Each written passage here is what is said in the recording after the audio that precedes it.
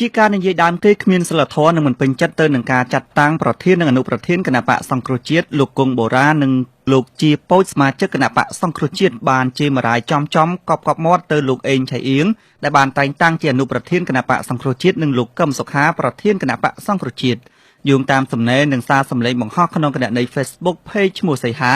បានបរិយាយថា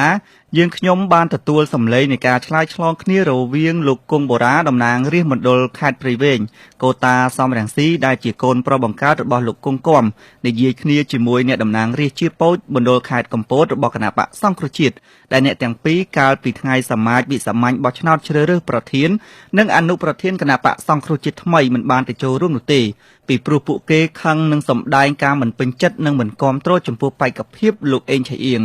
តាមរយៈសម្លេងបែកធ្លាយនេះលោកគង់បូរ៉ាមិនត្រឹមតែជាមរាយចំកប់មាត់ទៅលោកអេងឆៃអៀងដែលទើបបានតែងតាំងជាអនុប្រធានគណៈបកសង្គ្រោះជាតិប៉ុណ្ណោះទេនឹងបានវាយប្រហារចំអកទៅលោកកឹមសុខាដែលជាប្រធានគណៈបកសង្គ្រោះជាតិផងដែរក្រោយពេលដែលលោកកឹមសុខាធ្វើបកប្រហារបានសម្រេចនឹងកំពុងដឹកនាំលោកគង់បូរ៉ាបាននិយាយថាឃើញរូបថតលោកប្រធានកឹមសុខាជាទីគោរពសាច់ស្ញែងក៏ជ្រិញដែរលោកគង់បូរ៉ាបានសម្ដែងអារម្មណ៍ដោយនិយាយថាអញខ្ពើមអនុប្រធានអញណាស់ហើយក៏បានបញ្ជាក់ទៀតថាការនិយាយគ្នារបស់ពួកយើងទាំងពីរចង់ប្រាប់ឲ្យភេកសីហាថតក៏ថតទៅប្រាប់ថាខ្ពើមអនុប្រធានចុយមរាយហើយនិយាយគាត់ថាឃើញអារូបថតហ្នឹងបត់លឿនណាមិនទៅ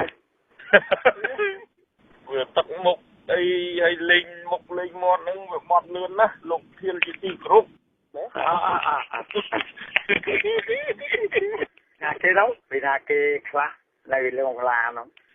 មានតែណារូអូតែពីរអ្នកហ្នឹងបានហើយកុំទៅច្រើនអ្នកពេកយ៉ាគាត់តែឃើញរូបថតហ្នឹងក៏ដឹងដែរលោកធានជាទីគ្រប់ហើយសាច់ស្ញែងហ្មងចូលហើយសាហាវ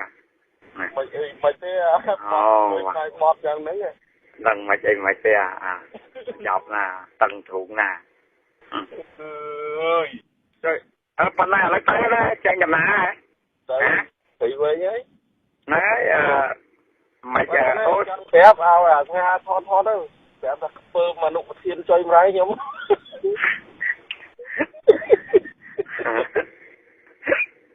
មកធានចុយម្រាយស្ពើមខ្ញុំ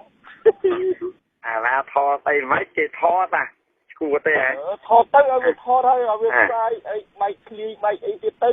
អូខេកន្លងទៅនៅថ្ងៃទី2ខែមីនាឆ្នាំ2017គណៈបកសង្គ្រោះជាតិបានរៀបចំសមាជវិសាមញ្ញរបស់ខ្លួនដើម្បីបោះឆ្នោតជ្រើសរើសក្បាលម៉ាស៊ីនថ្មីជាលទ្ធផលលោកកឹមសុខាត្រូវបានជាប់ជាប្រធានអមដោយអនុប្រធាន3រូបគឺលោកប៉ុលហំលោកស្រីមួសុខួរនិងលោកអេងឆៃអៀងការផ្លាស់ប្តូរប្រធាននិងអនុប្រធានគណៈបកសង្គ្រោះជាតិនេះបានធ្វើឡើងបន្ទាប់ពីគណៈបកប្រជាជនកម្ពុជាស្នើរដ្ឋសភាធ្វើវិសោធនកម្មច្បាប់ស្តីពីគណៈបកនយោបាយគណៈច្បាប់នេះបានអនុវត្តជាង20ឆ្នាំកន្លងមកហើយវិសោធនកម្មច្បាប់ថ្មីស្តីពីគណៈបកនយោបាយនឹងមិនអនុញ្ញាតឲ្យអ្នកមានទោសឬទាន់ដិតធ្វើជាប្រធានឬអនុប្រធានគណៈបកបានឡើយហើយបើទោសធ្ងន់ធ្ងរទៀតនោះអាចនឹងឈានដល់ការរំលាយបកនិងហាមឃាត់ថ្នាក់ដឹកនាំបកមិនឲ្យធ្វើសកម្មភាពនយោបាយថែមទៀតផងភាពនយោបាយ